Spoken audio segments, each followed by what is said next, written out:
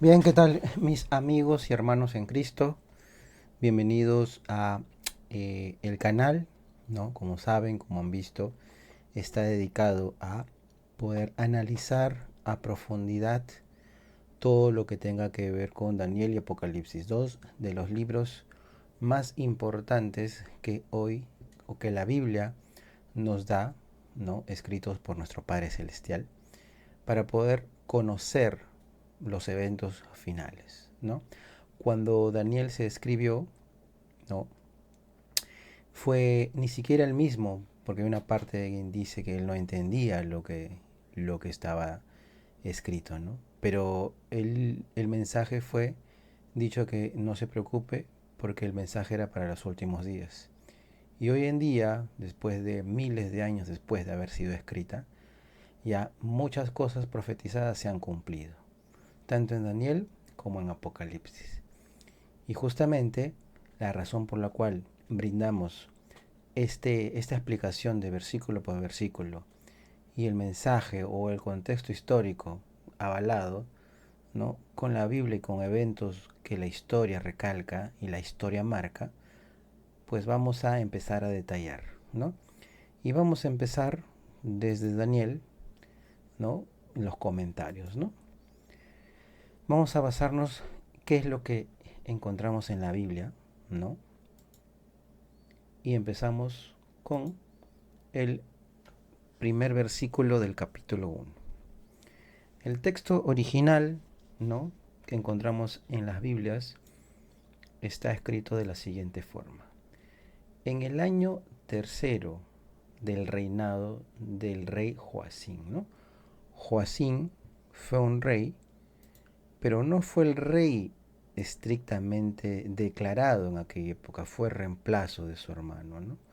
Entonces ahí ya tú ves que no necesariamente el primer rey elegido, ¿no? El rey que pudo haber demostrado más valentía, se quedó en el cargo, sino que fue el reemplazo ante su ausencia, ¿no? Entonces ya te das cuenta de la debilidad posible del rey suplente, ¿no? Porque no estaba destinado, porque quizás la probabilidad de que asuma el reinado era mínima, ¿no? Pero así se dio, ¿no? Joacín fue el reemplazo de su hermano, ¿ya? Ellos reinaban en Judá.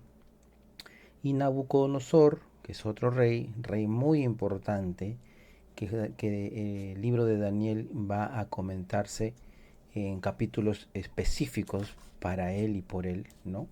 Era el rey de Babilonia, ¿no? Él fue el hijo de Nabopolassar, ¿no? Y fue el rey con el cual Babilonia tuvo una expansión grande de su reinado, ¿no? Fue a Jerusalén, ¿no? Vino a Jerusalén y la sitió, o sea, la tomó, la rodeó, ¿no? Y cuando un rey o un reinado o un ejército de un rey va a atacar o va a ingresar a otro reino, es porque algo quiere, algo busca, ¿no? Y la explicación de este primer versículo vamos a detallar, ¿no? Principalmente estamos hablando de un contexto histórico. Aquí la información básica narra que tenemos dos reyes, uno de Judá, Joacín, y el de Babilonia, Nabucodonosor, ¿no? Entonces estamos hablando de un hecho histórico, ¿no? Un contexto histórico del libro que data del año aproximadamente 605 antes de Cristo, ¿ya? El imperio babilónico liderado por Nabucodonosor, Babilonia, era un reinado, ¿no? Más adelante vamos a ver todos los reinos que se van a que se describieron aquí en Daniel y que la historia universal lo avala, ¿ya? Comenzó el asedio de Jerusalén. La palabra hebrea para sitiado, bay, bayatzar, implica presión y confinamiento. Es decir, Jerusalén fue asediada militarmente. Esta invasión marca el inicio del exilio babilónico.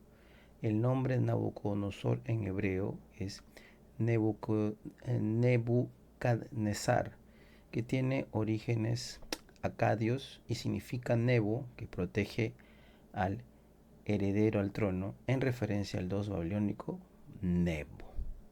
¿Ya? Entonces ya entendemos un poco acá la data, ¿no? Esto sucedió, según la información, en el año 605 antes de Cristo. Entonces, aquí tenemos una información básica, ¿no? Una información fácil de entender. Los primeros capítulos de Daniel son muy entendibles. Cualquiera que lo puede leer va a entender. Si bien es cierto, tiene una riqueza de información, pero no es difícil de interpretar lo que se está o lo que se va a ir narrando, ¿no? Aquí principalmente dice, un rey atacó a otro rey. Simple, ¿no? ¿Cuándo sucedió? El año 605 a.C. ¿Quién fue? Nabucodonosor, cuyo nombre tenía acotación a un rey heredero al trono, ¿no? Y Joacim, que ya sabemos, un rey suplente que obviamente no tuvo la entereza y la valentía de afrontar esta toma, ¿no? Entonces, esto es lo que ahora, ¿no?, queremos ver, y más adelante vamos a poder revisar un poco más de la información que tenemos justamente detallada para ustedes, ¿ok? Entonces, esperando que esta información sea de su agrado, vamos a continuar revisando lo que tenemos en el siguiente capítulo. Así que les invito a que no se vayan, que vamos a seguir hablando juntamente qué significa o cuál es el contexto histórico o cuál es el contexto que avala esta información que hoy estamos revisando. ¿Ok? Así que no se pierdan la siguiente parte, que vamos a seguir con más.